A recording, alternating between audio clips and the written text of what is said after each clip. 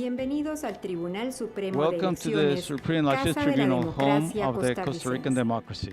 Para la comodidad de todas las For the personas convenience of all the presentes, attendees, por favor, apague o please ponga en modo de silencio turn off your su cell phone or put teléfono it on celular. silent mode. En caso de activarse In la case sirena of de an activation evacuación, of the evacuation mantenga la siren, calma keep y yourself diríjase a calm las salidas and go de to the emergencia emergency en la exits parte frontal in the o front part posterior or the back del part lado derecho del on the auditorio right-hand side y of the siga las auditorium instrucciones and de follow the nuestro instructions of personal our y staff. brigadistas.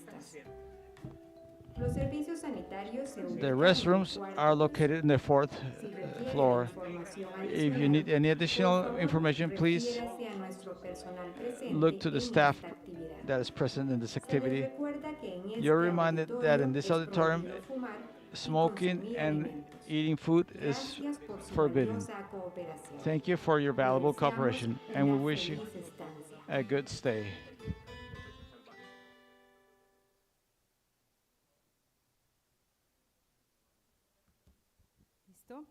Buenas tardes a todas las personas. Good afternoon to all of us accompanying us today in this auditorium in the morning, and those who are live following us. Thank you for being with us in this event of youth activism and civic space, a topic we consider is very important for this summit for the democracy that is developing this week.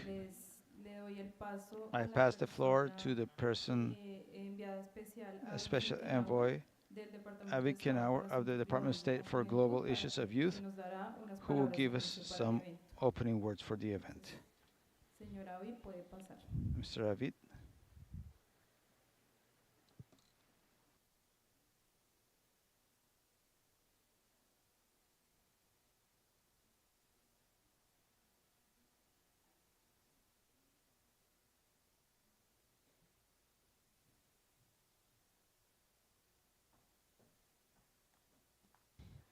Hello, everyone. Oh my goodness, it is so good to be with you all today, and truly it is an honor to get to join you here. And I also want to thank International IDEA and RedLad, as well as the broader Global Democracy Coalition for organizing this event today. I am just so thrilled to get to join you and so look forward to hearing your stories, your experiences, and your ideas. I am former Congresswoman Abby Finkenauer and the first special envoy for global youth issues at the U.S. Department of State. I joined the U.S. Department of State in November 2022, appointed by President Biden to lead U.S. government efforts to engage young people internationally to solve not just the pressing challenges of today, but also build just greater global connectivity and networks to shape the world of tomorrow. In this role, I serve as the principal representative on youth issues for the U.S. Department of State and lead efforts to coordinate and amplify global youth policies and initiatives. And again, I couldn't be more excited to be here with you today at the Summit for Democracy and having an opportunity to speak with you about my journey through public service and the importance of young people's participation in democracy and policymaking. At a time when democracy is under threat around the world, and with more than half the world's population under the age of 30, young people can facilitate democratic renewal and hope. We must engage them, empower them, and work hand in hand to promote democracy and human rights. As one of the youngest people ever elected to the US Congress, actually at the age of 29, I firmly believe you are never too young to lead and make real change. And I truly believe that although young people face very real barriers, both institutional and also personal, that being young and engaging in democracy, that is your superpower. Your journey, your story, and your individual superpowers are unique to you, different than mine, and different from the person sitting next to you here today. But through our stories, when we share them, that is where we find our hope. And my story begins by growing up in a very small town in a place called Iowa. It's the middle of the country in the United States, in a town called Sherrill that literally has more cows than people. Growing up in my community, I didn't know really anybody in political office. My parents were working class. My dad was a pipe fitter welder. My mom was a secretary. And I am a first-generation college graduate. And although I wasn't exposed to politics per se growing up, I did start to pay attention at a very young age because of the amazing educators I had. You see, I was 10 years old and remember going to school and getting something called the Weekly Reader, where it was basically a newsletter talking about what was happening in the world.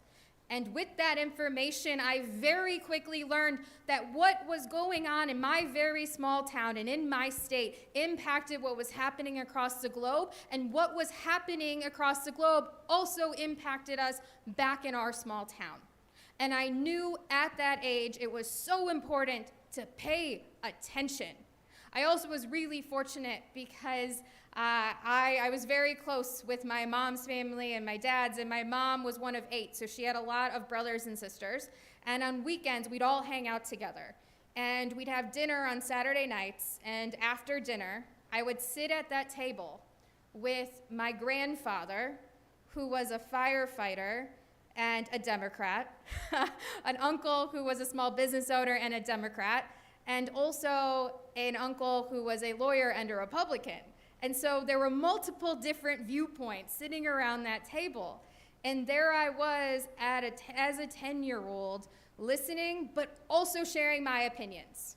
Because I was reading that Weekly Reader, sometimes I knew more about what was going on in the world than they did. And what I was taught, and what my grandfather specifically told me, that because I was a young girl, I deserved every right to a seat at the table as the grown men. And that lesson stood with me for the rest of my life. You see, when I was 16 years old, I had an opportunity where it came where it was something called being a U.S. congressional page. So this was something where as a 16-year-old, I could live and work in Washington, D.C., on the floor of the U.S. House, and actually meet some of these Congress people that I had read about, that I had saw on TV, that I had put on a pedestal, thinking that they knew everything about everything. And that experience also shaped my life, because what that did was the first time ever I got on a plane, I went to Washington, I met young people who also cared, who believed that, again, what was happening in their communities impacted others, who were paying attention, and who were so different, again, than the way that I grew up. Yet again, we found so many commonalities, and in those experiences, it was the first time I really didn't feel alone growing up, and that network of young people was just so, so important. The other lesson I learned was having those conversations with congressmen and congresswomen in 2006. And honestly, it was 2006, the United States. There was a lot of congressmen. There are more congresswomen now, but we can always have more. And as I was having these conversations, I realized that person did not know everything, wasn't an expert in absolutely everything. And what that did was teach me that you didn't have to be perfect before you ran for office, before you did the thing that you cared about, that you could continue to learn and grow and build, again, a network around you. And that experience, again, shaped my life and what I did next. See, I went back to Iowa, and I had an opportunity to be then a page for the Iowa House of Representatives. So I was an 18-year-old, then getting to work around state lawmakers. And there was a moment where they did this thing where they locked everybody in the chamber so no one could run out on the vote. They had to take the vote. And it was a vote to add sexual orientation to the Iowa Civil Rights Act. It would eventually legalize same-sex marriage in Iowa and become Iowa one of the first states in the country to do so. And there I was, this 18-year-old, watching this happen, looking out at lawmakers who've been working on it, honestly, since the 80s. And they all had tears in their eyes, and so did I. And it was in that moment, as an 18-year-old, where I realized that, oh, this government thing, this policy thing, this is where you can make an impact. You can have a huge impact on your community, on the people you love. You can fight for justice, and you can win. And that, again, is something that never left me. When I was 24 years old, I had an opportunity to run for the Iowa State House. Now, this was a seat that hadn't been open since the year I was born. So for 25 years, it had been held by the same person. He was leaving it, it was an open seat, and there were a bunch of men in their 50s running for it already. And I know there were so many people who thought, what is this 24-year-old doing running for office, right? What could she know? Why is she even doing it? Well, I was doing it because I started to see young people leave. They were leaving my community, they were leaving my state, they weren't finding the opportunities there, and they weren't having their voices heard at the table. And so instead of complaining about it, I thought, well, maybe I should do something about it. And there I was at the age of 24 deciding to run for the Iowa House. And off I went, knocking on doors, talking to people face to face. And I will tell you this, as I said earlier about your superpower, yes, being young, it is tough when you decide to take that step, to be a public advocate, whether it's in public service or whether it's in nonprofit, whatever it is. When you put yourself out there, there are barriers and it is hard. But again, at the same time, you are underestimated. And it is your superpower because you can get out there, you can do the thing the right way, and for the reasons that matter to you and to your community, and you don't have to shy away from that. And so, again, as I was out there knocking on doors, and I know some of my opponents had issues with people opening the doors to have conversations, they were opening them for me, and I think truly they thought I was trying to sell them cookies. And so they wanted to have conversations with me, and then we talked about their grandkids leaving. And we talked about how they want their kids to move back home so they can see their grandkids, and again, they're not finding the opportunities. We talked about issues that mattered. And I was lucky enough to have won that race and then had an opportunity to serve in the Iowa House for 4 years, where I fought tooth and nail against attacks on workers' rights, on attacks on our education system, and also fought for women's rights, for equality, for things that mattered to, again, myself and my community. At the age of 28, I decided, after looking around, realizing that there was more work to do on the federal level, I decided to run for the US House of Representatives. Now, if you think people thought, what is this 24-year-old doing running for State House? They sure thought that when a 28-year-old decided to run for the US House of Representatives in the United States, because of the fact that there had never in the history of the United States ever been a woman elected to her 20s to the US Congress. And also, Iowa was only 2 states in the country left where we had never elected a congresswoman before. So there were so many reasons, right, of why folks thought it couldn't be done. Of all of the reasons, as a young woman, I probably, could have said, I'll just stay where I'm at and not take that chance. But there were too many important things to fight for. And so I decided to run. I didn't know how it was going to work. In fact, I probably thought, big chance I'm not going to make it. But I knew, again, it was important to get out there, to have those conversations, to do the things that were hard but also important. And I was, again, lucky enough to win that race and become one of the first congresswomen in Iowa and one of the youngest women ever elected to the US House of Representatives. And during that time, I will tell you, I learned even more just how important it was to use my voice. Because as I stated earlier, your story, yours is different than mine. It is different than the person sitting next to you. And when you share that, When you get vulnerable about the things that matter to you, you may be just surprised at all of the change you can make and the people you can bring with you. It is something I decided to do when I decided to share my battle with endometriosis. It's a condition that affects 1 in 9 women across in the entire world. And it was something that honestly wasn't getting enough attention. I was frustrated about it. I thought, well, somebody should change that. And I thought, well, I guess I'm a congresswoman, so maybe I should. And I decided to stand on the floor of the US House, talk about my ovaries, right, women's health, in a way that I don't know ever had been done before on the floor of the House. And after I did that, although it was scary, right, although it was hard, and I knew my district probably would have preferred me talking more about roads and bridges than my reproductive health, but it was also an important story to share. And when I did, it was amazing to see all of the other people who were impacted, right? The congressmen who had wives who had it, or sisters. The other women who also had it, who had never shared it before.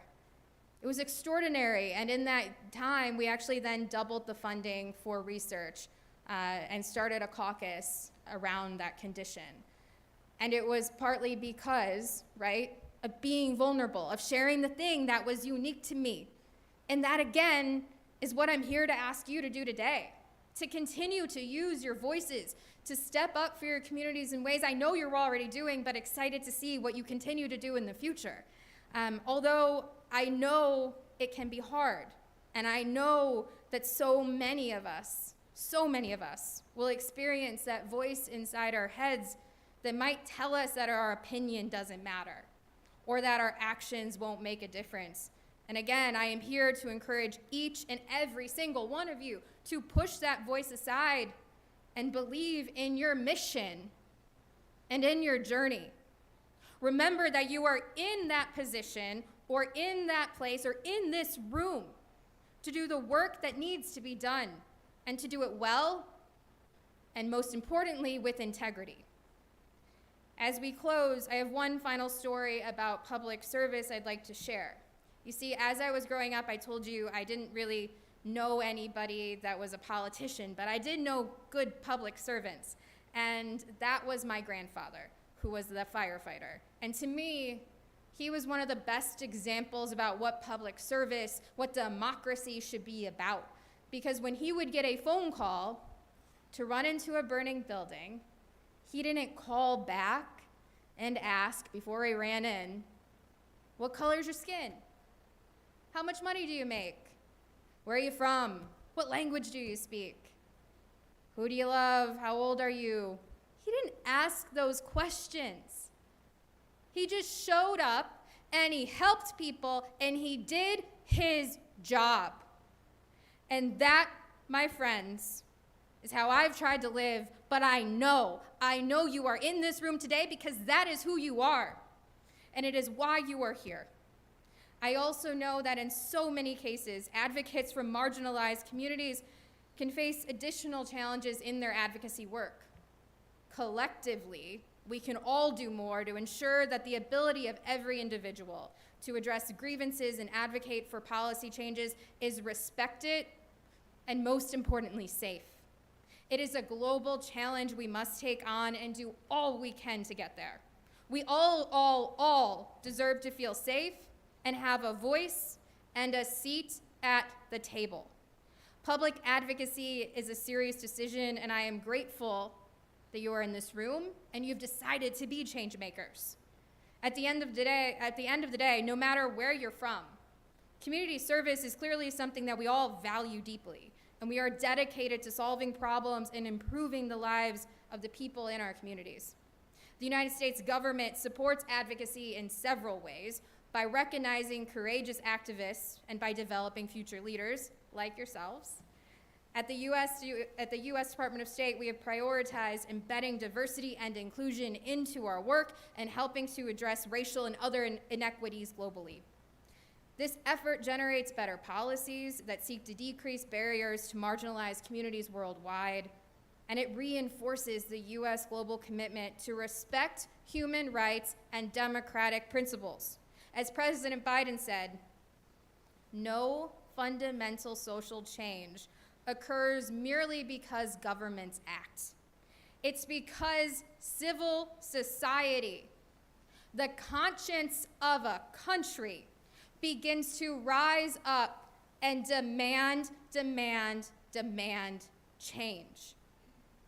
I hope that your experience at the summit this week, today as well, will provide you with the tools and the inspiration to drive sustainable development, advocate for policy change, exchange ideas with each other, and build a network of colleagues and allies who can support you in your professional development and make a positive impact on your communities. Thank you for your dedication, your hard work, and thank you for taking the time to be with us all today. Look forward to meeting you all and seeing you soon. Bye.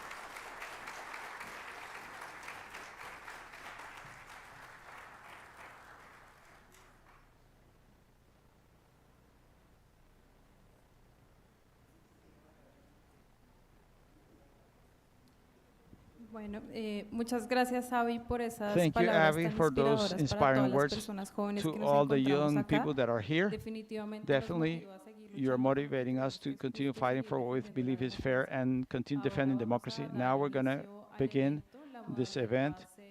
The basement dialogue will have two panels, one with the countries of Latin America, where we'll open with some questions of the civic space in each country, and afterwards will be people from other regions to make comments and reactions to what we commented.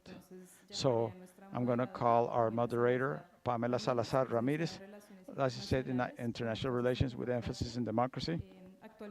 Currently, she's the officer in charge of projects of the Center of Thought of the Foundation for Peace and Democracy, FUNPADEM. Thank you, Pamela, for being with us. And we'll call our presenters that they will introduce themselves. So the people from Peru, El Salvador, Venezuela, and Nicaragua, please come to the stage. Thank you. Un comentario adicional. An additional comment. Estaremos pasando una lista We are de going to asistencia pass en an inglés y en attendance español list para in que English por and favor la Spanish, so vayan please llenando. fill it up. Y también pasaremos And unas also hojas we'll para pass que some anoten las sheets of preguntas paper y las to write down leeremos your al final del questions, and we'll read them para at the end of the responderlas. event Gracias. in order to answer them. Thank you.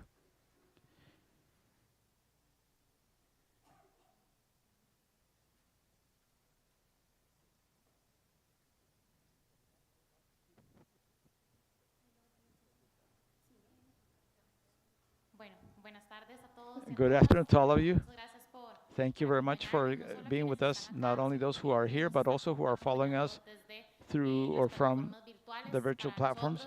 For us, and for us here at the table, it's a pleasure seeing so many people here gathered together, sharing this interest of continue struggling, as Mrs. Abby mentioned. Thank you for those words.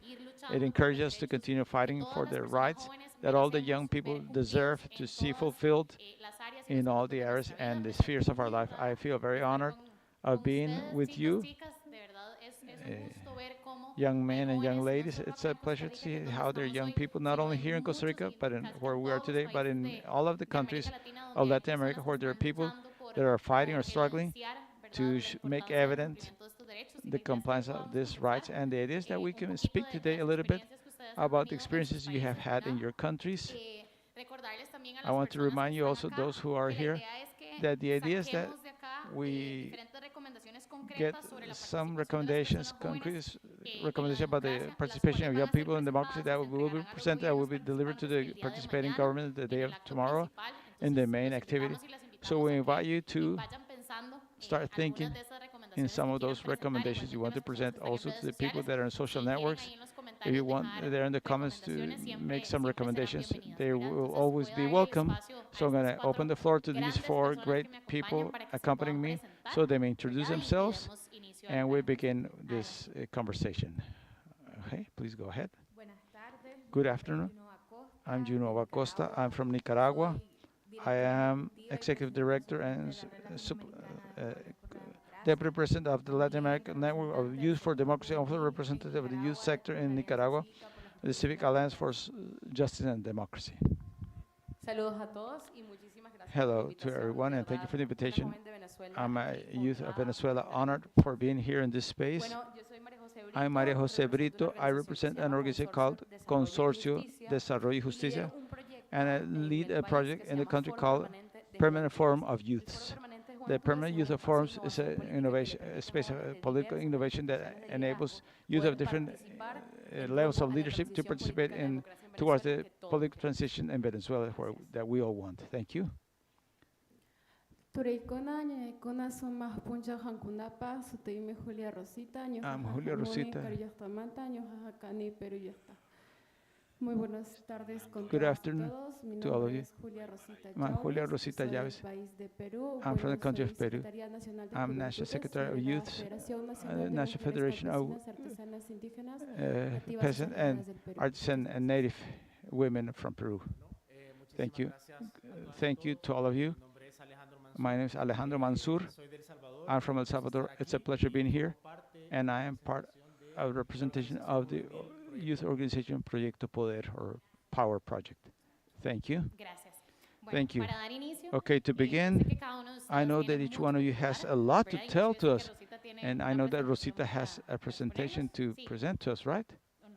No. Sí, ok, Yes. perfecto. Entonces, Great. vamos a plantear So we're una gonna pregunta general, make a ¿verdad? general A los question cuatro, la idea es que se puedan for the four of you. expresar The este idea is that espacio you es para express ustedes, this para que space is for podamos you, conocer so we no may solo la know realidad de not quienes only the vivimos reality acá of en those Costa of Rica, us sino que living here in podamos Costa también Rica, but conocer that we know experiencias the de experiences ustedes of you y cómo han and how vivido todo este tema, you cómo have han lived all buscado this el subject cumplimiento de matter, how you derechos look for humanos the en medio compliance de las or meeting the diferentes human realidades rights y in situaciones the que midst of suceden en different sus realities or países. situations Entonces, that les lanzo la happen in your pregunta y country. So es, the question is, ¿cómo ha afectado o cómo how afectan al día de hoy las currently restricciones al espacio the restrictions cívico to de the las civic space personas affect jóvenes the y las youth organizaciones people juveniles and en sus youth respectivos organizations in your países? respective Pueden countries? conversar You el que can gusten, talk podemos whoever empezar. wants. Rosita, cuando quieras hacer Rosita, la wherever you presentación. want, whenever you want to make the presentation, please feel so. ¿Quién desea empezar? Who wants to begin? ¿Quieres empezar? Adelante. Bien. Bueno, respecto a la pregunta, Now, concerning the question, como bien se sabe, as it Perú is está well known, sufriendo ahorita Peru is right una now suffering dictadura a dictatorship, a cívico-militar civic con el military gobierno de dictatorship with the Dina government of Dina Boluarte. Nosotros, We, como jóvenes, as hemos youth, sido have los been más golpeados. the ones that have been hit Bueno, hardest, quiero dar la voz and I want to give the de los voice pueblos indígenas. of the indigenous Hemos people. tomado la batuta, We have los jóvenes. assumed the leadership, the youth. Disculpen las lágrimas, I apologize pero es un my espacio tears, en el cual but this is a nosotros- space y nosotros where estamos we aprovechando are taking para advantage denunciar to make lo que está an sucediendo accusation of en what is nuestros happening in países our con countries nuestros hermanos y with our hermanas brethren indígenas. and sisters, indigenous Actualmente brothers hay and sisters. más de Currently, there are 67 over muertos, 67 entre ellos deaths. 60% Among them, son 60% jóvenes de are youth 14, of 15, 14, 18, 15, 20, 18, 22 20, años 22 years estamos- of age que están muriendo y nos that are están dying asesinando de la and peor being manera. assassinated in the worst way, Lamentablemente, and en el país unfortunately, de in the Perú, country of levantar una Peru. voz, To levantar raise la your voz voice, para to raise reclamar your un voice to derecho que claim nos a right corresponde that es un corresponds to us delito. is a Hoy crime. estamos sufriendo una Today, we're suffering persecución política, a political persecution, represiones con dirigentes repressions jóvenes with que nos youth quieren callar y Dir- meternos presos. directors want to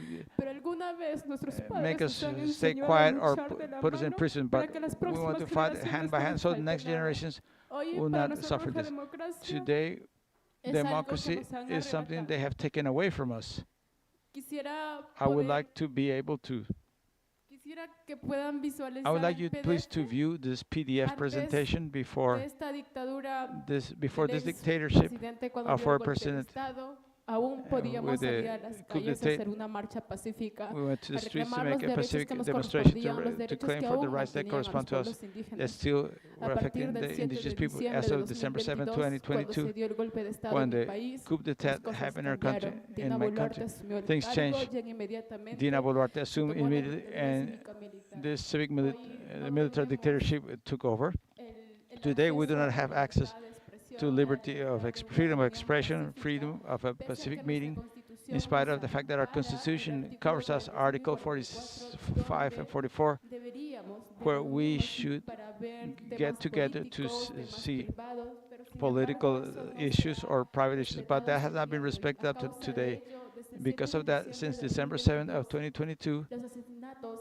there have been hacia nuestros assassinations hermanos indígenas to our indigenous people have been Los brutal. departamentos afectados The affected fueron departments Ayacucho, were Apurímac, Ayacucho, Anuchi, and Juliaca. They killed 2 brethren in Curima in one single day, 17 brethren in Juliaca. They're all young people. We know the darkness and the lack of power we're feeling. And we've been 2 months now in struggle in our capital, and currently the high class and the middle class and low class, as it's well known, the indigenous people are originals. We will always be the lower class. And it's precisely, we are the ones that have to give our lives to fight and to be able to survive towards the society. And not only that, I don't want to spend all this time explaining. I want to pass the floor to my colleagues, and I'll continue expressing what I really came to do here. Thank you very much. Adelante, quien guste. Bueno, básicamente las restricciones que los jóvenes en Venezuela Restrictions about the youth in Venezuela for participating within a concept of authoritarianism. We have to stress the type of regime we have in Venezuela. Restrictions that allow for certain participation, but even then limit, persecute you. We have civil restrictions from the states, when a young person in Venezuela, how participate, organize, they want to participate in the democracy, they want to organize their peers in the college, in their political party, whatever they are, in order to be organized. The younger can do it, but if he has to present a document before the state stating that I want to conform a organization in order to become legal with the participation, that it is my right, human right, expressing the freedom of association. When a young present a document and the document states the word human rights, democracy, or peace, that document, the register, denies the authorization. So when they want to organize and they want to get some financing for their activities, he cannot do it. These restrictions limit the free exercise of a young leader in Venezuela. So clearly the social texture is limited because they don't have the possibility. We evaluate this situation, and it's very difficult for a youngster in Venezuela to increase his participation profile. So what do? From the forum, we organize and we collectively add our efforts in order to overcome these barriers, establishing partnership with persons who have a background, who can provide certain support. In my case, for example, I wanted to register an organization to speak about peace construction. I couldn't do it. I haven't been able to do it. So I anchor my projects with already existing organizations who have been around for 20 or 30 years. Since 2017, the government banned registration of this type of organizations. So we see organizations that are hybrid because we can say there is a document, but they don't have the legal documents from the state. So we have this type of limitations, so we don't have the right for association. Nicaragua or El Salvador? Thank you. Yes. When I saw the general theme of this event, I did the exercise of trying to understand or about civic space. It's this space where we have a number of players or stakeholders in the civil society according to their ideals in order to express themselves, to position before certain topics, certain issues. And since there's so many stakeholders, we have a lot of differences. The youth organizations, gender organizations, environmental organizations. So I did the exercise to try to understand the civil space and trying to understand it. And I saw it was made up of three areas: freedom of association. Civic spaces must promote that the persons can associate in the case of the youth, and this generate organizations that are important, and they become empowered. Is the capability of individuals to express themselves, to make the problems known. In the case of El Salvador, another thing I visualized was freedom of expression. Without freedom of expression, it doesn't make sense to have a civic space. It's a fundamental issue for organizations, in this case, the young in this civic space could express themselves to have an open dialogue. Taking these elements into consideration, I thought, what are the restrictions in my country, El Salvador? And the situations, we have a very specific situation that we have in El Salvador is in the context of the exception regime in our country, which, to explain this regime of exception, is an exceptional condition where certain rights are restricted in certain constitutional rights. They follow certain purposes because according to our constitution, the goal of this is to facilitate the actions of the state with specific actions, in the case of war, natural disaster, etc. So, restrictions of constitutional rights in the country 2 days ago was the anniversary, 1 year of this exception. The goal has to do with safety, with organized crime. What's the base? Why I speak about this regime of exemption? Because we find in the street a lot of soldiers. Freedom for association is not allowed. Somebody can be arrested without having a judicial order. If we talked about abuse of power, you can be detained arbitrarily. What this regime affect the civic space is fear. So if you cannot associate as youth, go out in the streets because you never know when you will be detained. So the base of operations is in fear. What fear generates is contrary to association. The association allows for empowerment, for acting. Being in a condition of fear is delicate. That's what we have in El Salvador. That's what I will add. Nicaragua. Well, I don't know where to begin. Nicaragua, different from my friends here in the panel.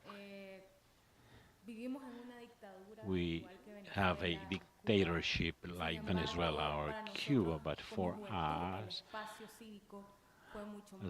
the civic space was complex than all of them. Mainly, many of the youngers were arrested, were killed in 2018, the 9th of February.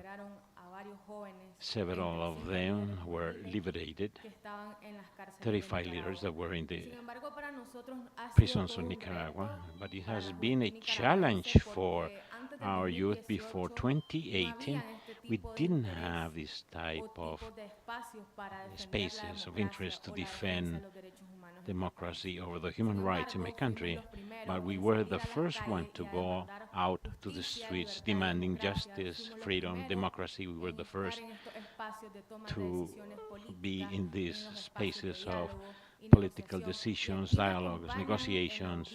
And here we have among us persons that were in prison, young leaders like Arixa Maitiela, from our different positions in exile, always